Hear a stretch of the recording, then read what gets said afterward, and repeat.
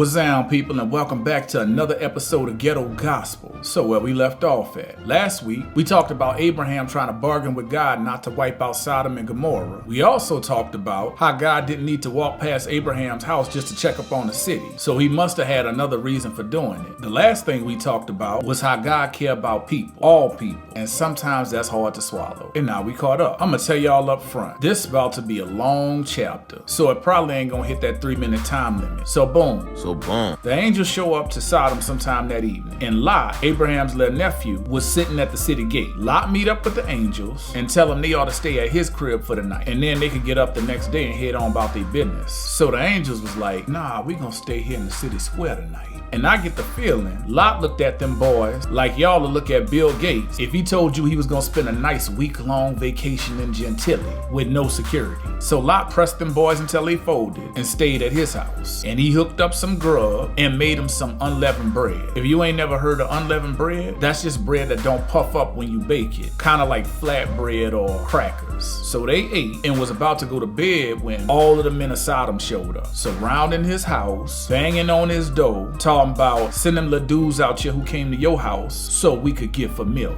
I ain't gonna make it no more colorful. Y'all could go read it in the Bible if y'all want. I'm a warrior. So Lot go outside and start begging them folks to leave his guests alone because they under the protection of his roof. And then this nigga, oh, I still can't say that. This dude tell them men that they could take his 2 virgin daughters and do whatever they want with them, but to please leave his guests alone. And I mean, that's one man versus a mob in an era before choppers and pumps. So he probably figured it wasn't much else he could do. But come on, fam. Now, bruh, I'm trying not to interrupt the flow of this story, but this a lot. You know what? I'ma save most of my comments for the extended cut. Now, if you one of them folks that ain't know this was in the Bible, it is. And things gonna actually get crazy the further we get into the book. So anyway, them folks tell Lot to get up out the way, talking about how you gonna come here as an alien trying to judge us. We gonna do you worse than them. And then they rush that boy trying to bust down the door. So at this point, I guess the angels had enough and grabbed Lot, pulled him back inside, and closed the door behind him. And that's when things started getting real.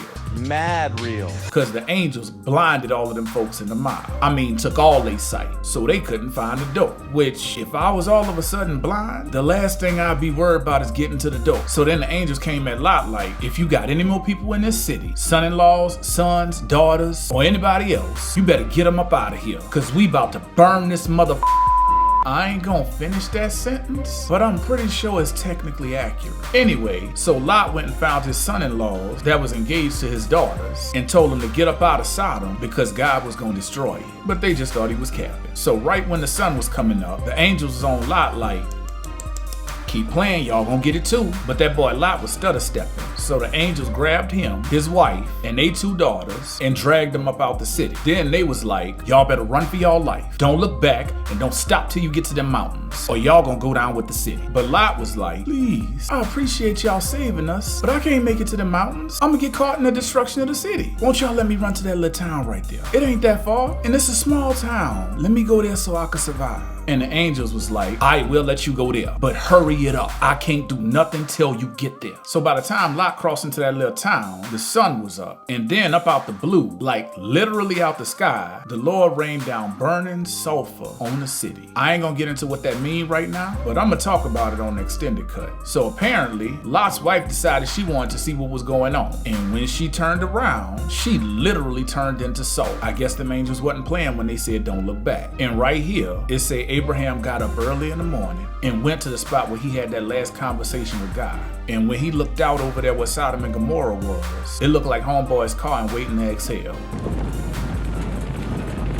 So after the city got destroyed and his wife got turned into salt, I guess Lot finally realized that God was serious and he made his way to the mountains he was supposed to go to in the first place. And him and his daughters lived in a cave. So if you remember episode 32, you'll remember I was talking about how big a deal it was for women to have kids back then. Well, Lot's daughters was looking around like it ain't no men around here. So the oldest sister decided she would just pull up for her pops until he blacked out. And then And then the next night, her little sister did the same thing.